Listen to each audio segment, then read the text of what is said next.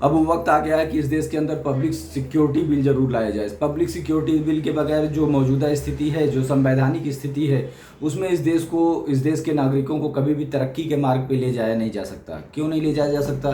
क्योंकि जो भी पब्लिक सर्वेंट हैं वो बोलते हैं कि वो सर्वेंट नहीं है। उनके पास अगर कोई जाता है तो बोलते हैं कि मैं तुम्हारे बाप का नौकर नहीं हूँ। वो किसके नौकर हैं उनको भी नहीं पता वो किसके नौकर हैं।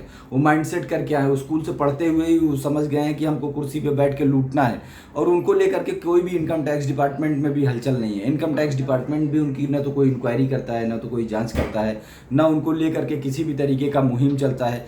हर तरफ कोई भी स्टेट हो, अपने आप को कुछ भी बोलता हो, हर जगह ये चीज़ कॉमन है कि किसी भी सरकारी विभाग में जाने पर रिश्वत देना पड़ता है। बिना रिश्वत दिए आपका काम नहीं होता। 85 to 90 प्लस करके ही देना पड़ता है। हाँ, 10% कुछ जगह हैं जहाँ पे बिना रिश्वत के भी काम हो जाता है, पर 90% करप्शन बहुत मायने रखता है, बहुत ज़्यादा मायने रखता है। तो इसको ख़त्म करने के लिए ये बहुत ज़्यादा ज़रूरी है कि पब्लिक को सेफ रखा जाए। क्योंकि जब पूरे सिस्टम में इतने करप्ट लोग होंगे, जब गवर्नमेंट सेक्टर में ही इतने करप्ट लोग होंगे जिनके पास पावर दिया गया है, पब्लिक सिक्योरिटी को लेकर के कुछ है नहीं, मतलब हर बात के लिए पब्लिक रिस्पॉन्सिबल है, एम्प्लॉय किसी बात के लिए रिस्पॉन्सिबल नहीं है। ये अजीब सा लॉ है, अजीब सा कानून है। तो ऐसी स्थिति में ये बहुत ज़्यादा ज़रूरी हो गया है कि आप बनाते रहिए। अब जब सदन इतना दिन तक नहीं बना पाया तो आगे बना पाएगा, नहीं बना पाएगा।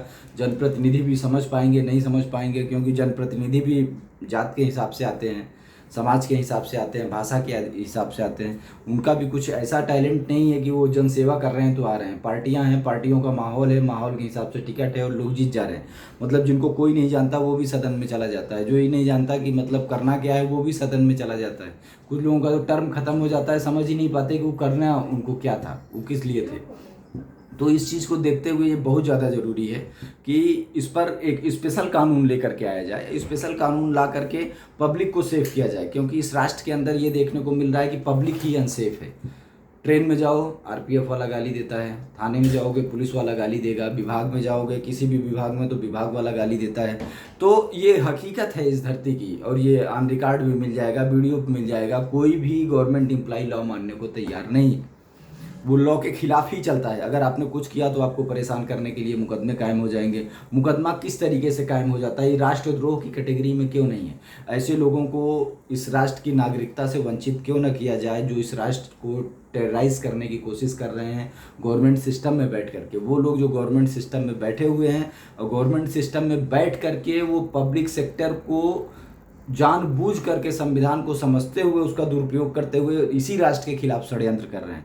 पब्लिक के खिलाफ गवर्नमेंट द्वारा कुछ किया जाना मतलब इस राष्ट्र के खिलाफ किया जाना। पब्लिक ही राष्ट्र है, तो अगर पब्लिक सर्वेंट कुछ राष्ट्र पब्लिक के साथ करता है मतलब वो राष्ट्र के साथ कर रहा होता है।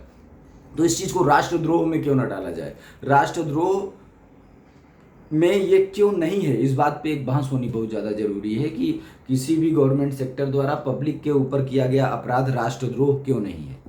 ये बहुत ही ज़्यादा एक सेंसिटिव विषय है और अब वक्त के साथ इसको स्वीकारना जरूरी है। ये जरूरी हो गया है कि वक्त के साथ इसके ऊपर एक्शन लिया जाए और इस पर एक निर्णायक कानून बनाया जाए।